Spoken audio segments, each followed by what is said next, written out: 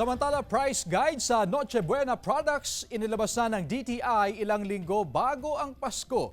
Presyo ng mahigit sa 100 Noche Buena items tumaas.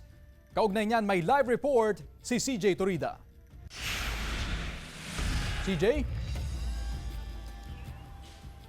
Chris, naglabas na ang DTI ng price guide para sa mga Noche Buena items ilang linggo bago ang Pasko.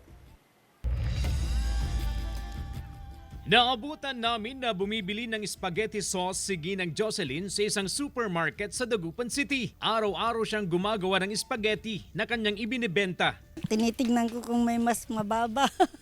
Ayon sa DTI, tumaas ang presyo ng nasa 102 na Noche Buena items mula sa 236 na stock keeping unit kumpara noong 2023. Kabilang dito ang ham, fruit cocktail, cheese, pasta spaghetti, elbow macaroni, tomato sauce, salad macaroni, spaghetti sauce at marami pang iba. Mayroong pagtaas sa production inputs. Ito yung mga raw materials.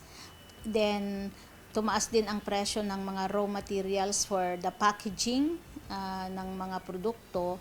And then, pangatlo, yung transport cost din ng ating mga manufacturers. Hindi naman nagbago ang presyo ng nasa 121 na Noche Buena items habang 13 na produkto ang nagbawas ng presyo. Ang magandang balita ayon sa DTI, ang Manufacturers Association of the Philippines ay nagbigay ng commitment na hindi na sila magtataas ng presyo ng Noche Buena items hanggang sa katapusan ng taon. Tiniyak ng mga negosyante na mahigpit nilang sinusunod ang price guide. Sapat din daw ang supply ng Noche Buena products para sa nalalapit na holiday season. This week, parating na rin. Pero may mga nandyan lang kaming stock sa bodega, ready na lang for delivery. Samantala, Chris, magtatagal naman ang price guide ng mga Noche Buena products hanggang sa katapusan ng Disyembre. Chris. Maraming salamat, CJ Turida.